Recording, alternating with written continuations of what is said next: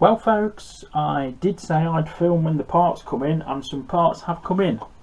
Interestingly, I bought this off eBay and it did say it was a UK seller, which I don't doubt. I'm guessing it's Chinesian made, don't know. But the package has actually come from France, which kind of, you know, increases hope that it's a half decent product. And as you can guess, it's the bearing and the new housing, and that is really heavy, which is good. I can already see that I'm going to have to just fiddle with the bearing, because one of the rollers is trying to do a great escape. In fact, there's a few of them trying to do the great escape, so it looks like I'm going to have to sort of attempt to rebuild it. It's easy enough because, as you can see, all the flats should be sort of flush and the roundy bit at the back, so that should be easy enough. And it looks like a nice strong spring. There's no wear marks on it, stretch marks or anything. It's a bit like fit single mum, really. It looks a decent part. It looks well finished, and let's face it, it's going to be better than the old one. What's this? Let's just put him down there, and let's have a look at the housing. That is hefty. That is heavy. I won't be surprised if that's not heavier than the original. It looks well made. It looks well machined. Let's try one of our screws, make sure the threads are okay, because quite often on replacement parts, the replacement part might look alright, but I have had parts before where I have struggled and I've had to re-tap holes and stuff like that, but they're alright. So let's get our screws. I was going to replace these screws because the ends, I'm fairly certain it's the first time this sprag's been apart, but the ends of the screws, it's not a pube. It's not one of mine, it's black. Anyway, back on track, kid. They look a bit like they're made of cheese. I'm sure they'll be alright. They're going to get Loctited in anyway. See, that one's even. So we'll just get these out. And then I'm going to have to double check, because I may be wrong. Let's face it, it wouldn't be the first time, that it should have come with a backing plate like that as well. But I've had a look in the packaging, and unless my name's Houdini, there definitely isn't one. But that's okay, because by the looks of it, it's not these that wear. Hang on.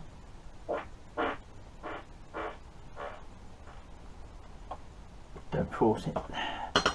So these can be it's pissing down outside, but I may just have room to sit in the shed with the doors closed and magnets at work, ladies and gentlemen. That's a shame I haven't got a pair of scales.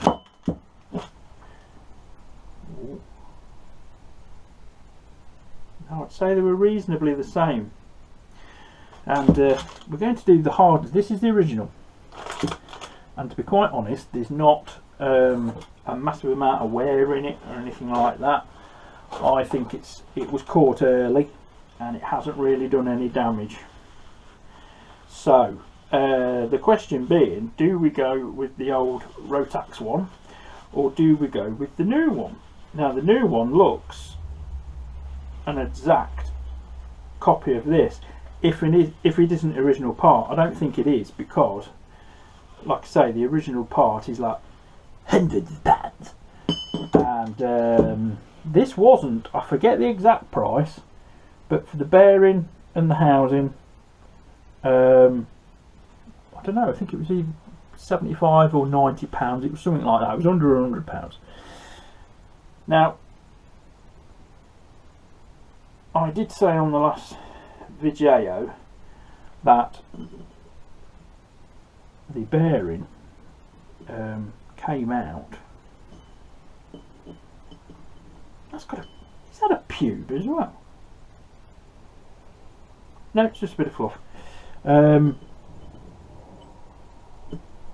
It went in with the circlip facing upwards, which it goes in the new one quite lovely. Yeah, it fits the the original rather well. Now you do expect it to have a wee bit of resistance anyway, because that's its job, but yes, it's not going in this one quite so easily, which might be an advantage. It might just mean it's got a bit more friction and less likely to slip, because the spring is less likely to fuck up. So I don't know. We'll go with the new one. I think we'll go with the new one because it feels the same weight. It's ever so odd because there are obviously machine marks on these, and this has exactly the same machine marks as this, so it wouldn't surprise me at all if it's the same factory. They look and feel very, very similar. So what we'll do is, I will, because these are already spotlessly clean, is I will turn it over. They are so unbelievably similar. I would say that's come from the same factory, and that is the original Rotax. But obviously it doesn't mean that Rotax make it. You know, in a typical car engine, you could have 20-30 people, different factories making parts for it, if not more. So we will we'll clean the inside of this up, and this is the flywheel that the stator runs in. So we'll just clean this up, and I don't know whether I've got any thread lock here. I have in the shed. Oh yeah, I have. I've got some over there, and I will start to bolt this together.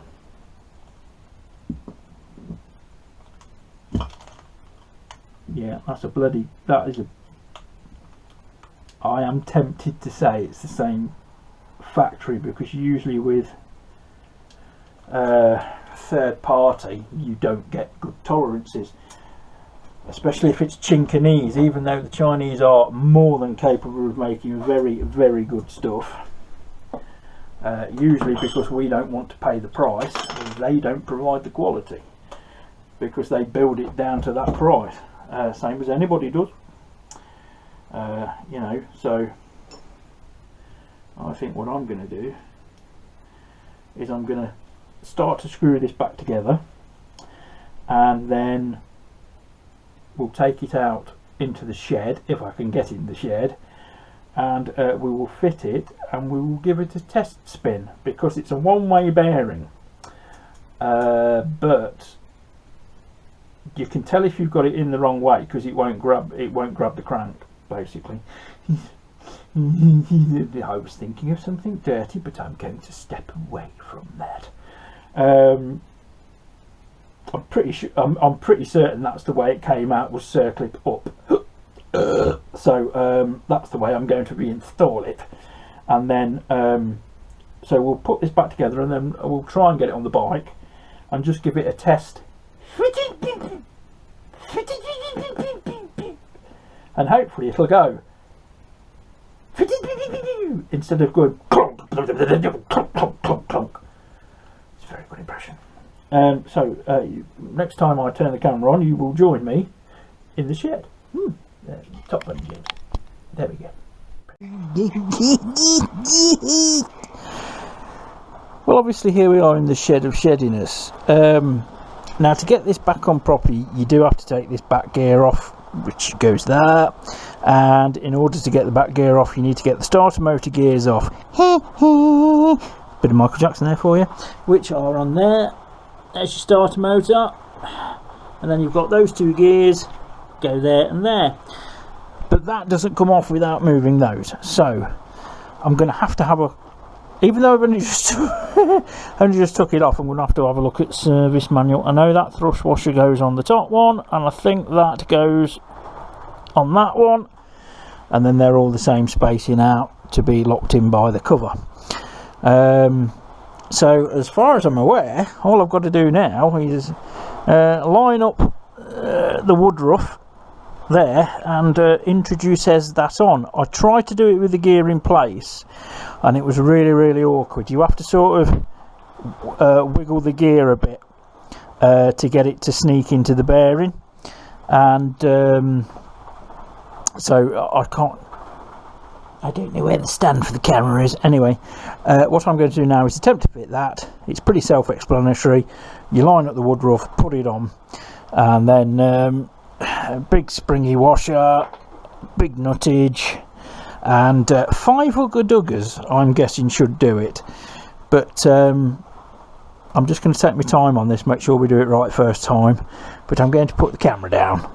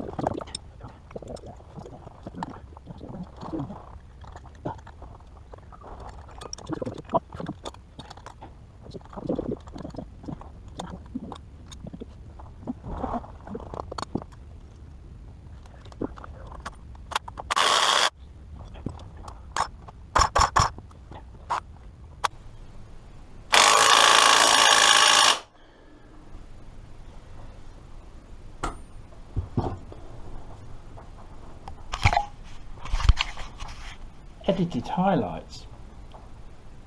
Fuck me, that was a job and a half. There is a pattern to it, and the pattern is you've got to take that washer and that gear, well basically you can leave the gear behind it on, but that washer plus this gear has to go on at the same time as this. because it's almost, I found it almost impossible to get the flywheel on the gear, if you understand what I mean. There's a bit too much movement. I have gorillaed that bolt up, so shall we see if it thumps over?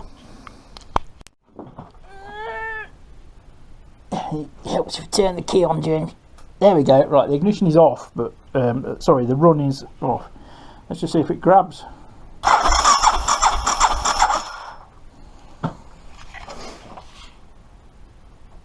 call that a success.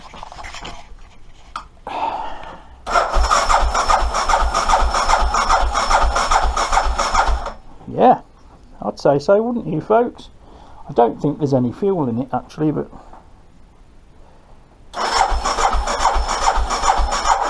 yeah, nice bit of compressionage, etc.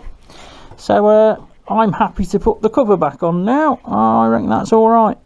I do reckon that's all right. No nasty noises, nothing, and it's not slipping.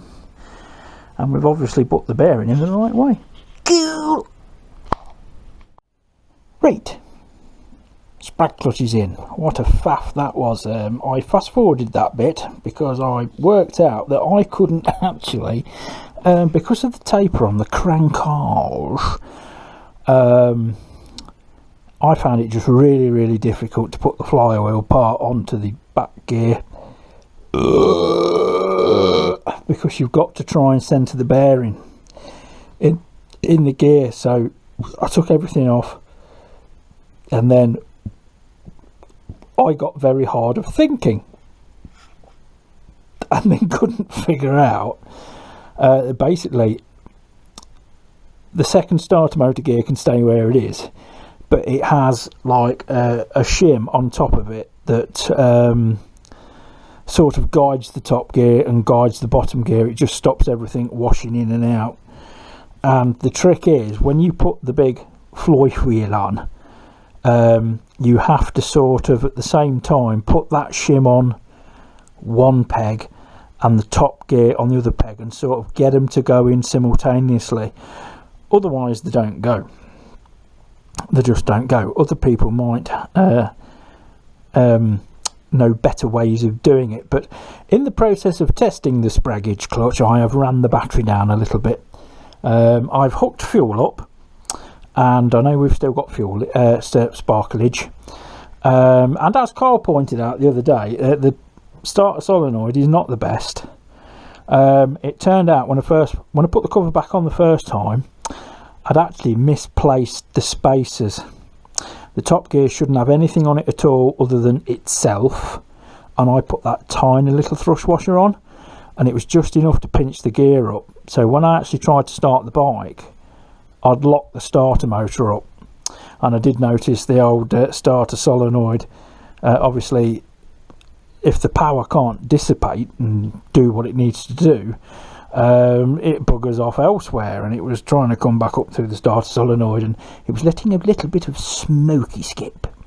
So anyway, I went back, read the service data, and sure enough, I'd put that little thrush washer in the wrong way. So that's now all. I've had the cover back off again, and that's all back all where it should be in here. That's all working absolutely fine. I will need to order a gasket though, because I have broke the gasket, so I need to get another gasket, but that's by the by. The main thing was getting that sprag clutch fixed, and with the loads and loads of test spins I've done and all this lot, I know that's working, and it's not slipping. It's working as it should. So in theory, if we would have known right at the beginning that it was only the sprag clutch, we could have just ordered the gasket, which I failed to do so, and just ordered the bearing, and that pretty much would have been a sub £50 fix, which obviously somebody has parked the bike up for, I'm guessing. But yeah, I'm just going to let the battery recover overnight. It's pissing down outside, and I can't be asked to come in and rig a battery charger up and all that bollocks, or take that battery off. An overnight recovery should do it, and then we'll rig the old fuelage up I'm not convinced the fuel line is routed correctly, because a couple of other of the videos I've seen, the fuel pipe is coming up between the intakes of the carbs, as in the airbox intakes, to the tank. It's not vacuum operated or anything, it's just one pipe, and mine is coming from underneath and going round and through, and I'm guessing it's not making much difference, to be honest, because if it's it can either be a bottom feed system or a top feed system, whatever, the weight of the fuel should do it all right anyway. But the sprag clutch is working, that's done. But I just thought I'd bolt everything back together so we don't have any parts flying around. I gave it the old proper ugga-duggers on the gun. It was a 6 ugga-duggers. That is nice and tight like a toiger. All the bolts in the flywheel are thread locked. Need to put a clip on the breather, but I'm going to do that after I order the gasket. I'm going to order the gasket, and then I'm going to glue the gasket onto the cover, and that will prevent any damage. How I damaged it was, obviously the cover needs to overcome the magnets in the flywheel in the stator, and I've just got it off a bit and it ripped the little bugger. So yes, that will all be addressed. It will all be addressed, it will all be sorted. So yeah, that's the main sort of repair job out of the way. And I've celebrated with a can of cider, yes, because why not? And now I'm on a Dr. Pepper because I can. So yeah, that's the main fixture, and then what I'll do, I'll film another tiny little bit in the morning after the battery's recovered, and we'll just see if it barks off. It's turning over quite nicely, just not quick enough to catch, but there's no slipping, there's no horrible grinding, knocking, slamming, crashing and banging. It's, you know, it's just at the minute it's just like ba-dub, ba-dub, ba-dub, ba-dub. It just needs the battery perking up a bit, which will be fine by the morning. Well, as you've seen, sprag clutch fitted, battery fully charged.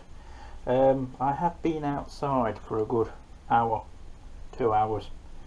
Like I say, the battery's fully charged, everything's plugged in. But look, I am in investigation mode, because fully charged battery, we have fuel, we have spark, we have compression, and it ain't running, not even a cough, not even a fart. Now interestingly, when we had the side cover off,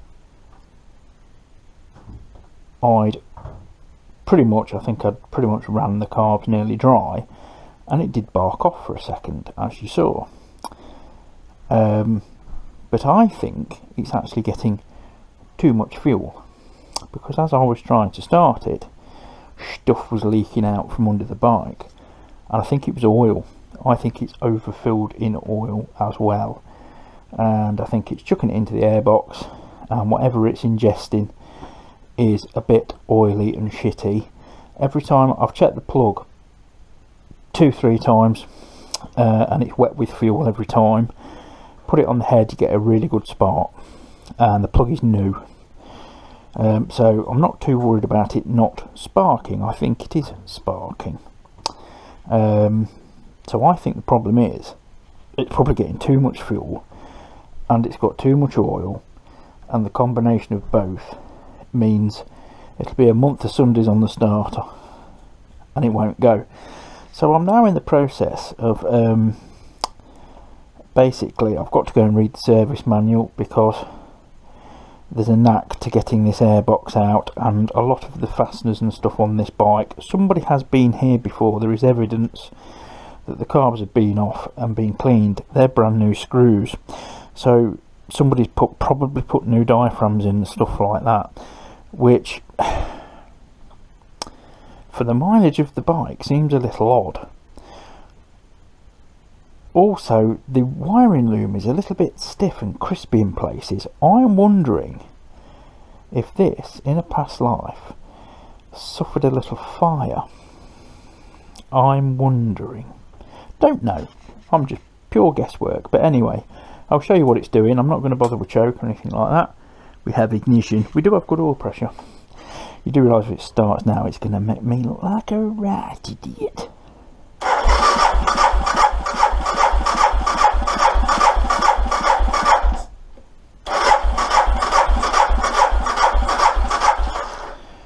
You can do that all day long, it won't have it. And there is good spark, there is compression, and like I say, it's getting fuel. So I think the carbs aren't set up right. So at some point I'm going to have them off. I can't be arsed at the moment. I've got stuff to do today. I ain't really in the mood, but I've got stuff to do as well. So that's where we're at. I'm going to end this video now. So I'm going to have to read the service book to get all this out, because it's not self-explanatory. Half the fasteners, they've either done the threads, or they're just not coming undone. So it's going to be a little bit of a battle, which I am not in the mood for. But I will be getting the carb off. I shall be stripping down the carbs, resetting the carbs, make sure the floats are heights are correct, etc, etc. So that will probably be on a future video. Nice. So that's where we are. Ta-ra! Yes. So yes, as you can see, the bugger ain't starting. But it is interesting to me, at least, that it did chuff off that one time. So it will, I think, but it's not even going on. If I spray starter fluid, starchy bastard, into the airbox, it's not even catching on that, which suggests to me it's not getting past the throttle butterflies, the carburetors. And I've tried buggering around with the idle screw and stuff like that to open the butterflies a little bit and all this lot. I've had a couple of chuffs out of it, but then it just didn't catch. But by that time I think what we're doing is fouling the plug. Every time I've pulled the plug, it's been wet with fuel, but you know, lay it on the engine and it sparks straight off. But that's not the same environment as a combustion chamber. I think we're putting too much fuel in it, and I've just said in the other one, I think it may be over full on oil, because I span it over for ages, and oil pressure pretty much goes straight out, which is good. We like that. Ooh, that is one of mine. And I think the next logical steps are, as well as I'm going to take the carburetors off, because even if I went out now and it fired up and stayed running, I would still have this niggle in the back of my head that I still need to look at the carburetors. So I'm going to get the carburetors off, and I'm just going to have a quick look at them. I'm going to bench sync them as I bench sync them, because I know that works. But we're just going to double check float heights, make sure jets are clear and all this lot. It looks like somebody has been into this bike, and it wasn't necessarily the vendor. It could have been the guy, they got it off. Probably they couldn't get it running, or they parked it because of the sprag clutch and gave up on it, which is understandable, because I do have an enthusiasm for things that if they've shown a sign of life, like it literally started for a second the other day, I do have faith in it that it will go.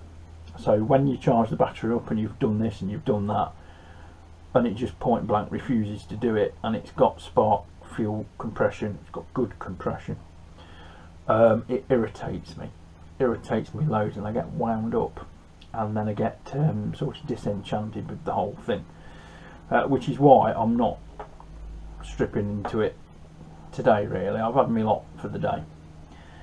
I need to just go and have a look at a few things and stuff like that. I need to find out how to get the carbs off, because there is a technique to get that airbox out, because it looks like the lid is 7mm bolts with nuts, and I don't know whether they're captive or not.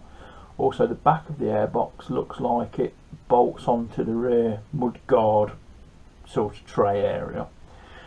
There's wiring looming the way. I'm not sure if that's routed correctly. It doesn't look correct to me. And the stator wires, for example, are like that close to the exhaust. There is a little heat shield over that cover where the stator wire comes up. But that part of the wiring is solid, which suggests to me it's been getting very, very hot. So I think I need to look at some wiring diagrams and stuff like that, and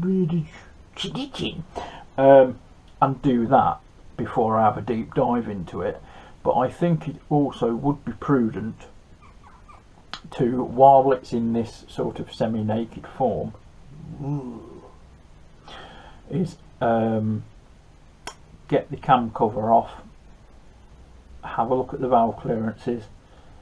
I've got to take the side cover off again to replace the gasket, because silly bugger damaged the last one.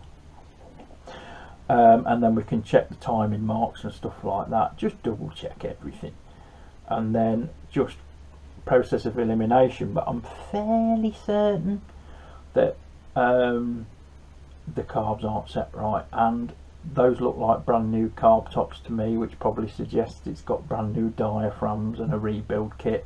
Great if it has, not so great if it's not been fitted correctly. Carbs are easy to get wrong. So I think that is our way ahead with the bike, to be honest. I think so, because I can't see anything else stopping it running. We've got, like I say, we've got spark, fuel and compression, and that's all I can think of is the carbs aren't set right, and it's probably flooding out a little bit. Well, it's not flooding because it's not overflowing. It's not overflowing petrol, it's blowing oil, which suggests that the oil is over full. The inside of the airbox is wet with oil, not drenched, just a little bit wetter than what I'd expect from a crankcase breather. So that won't help, because it's trying to ingest oil as well as air and stuff like that, so that's not going to help at all. Also, if it's been standing any length of time, there's a good chance carb jets and stuff could be partially blocked and all this lot. I've operated the choke and what have you, it's not making a damn bit of difference. I had it chuffing off a couple of times when I was just blipping the throttle trying to start it, but it just didn't catch. And then I cleaned the spark plug, repeated again, nothing. So I think that's where we're going to go forward on this one, so I'm going to leave it there, and we'll see you in the next one. Ta-da!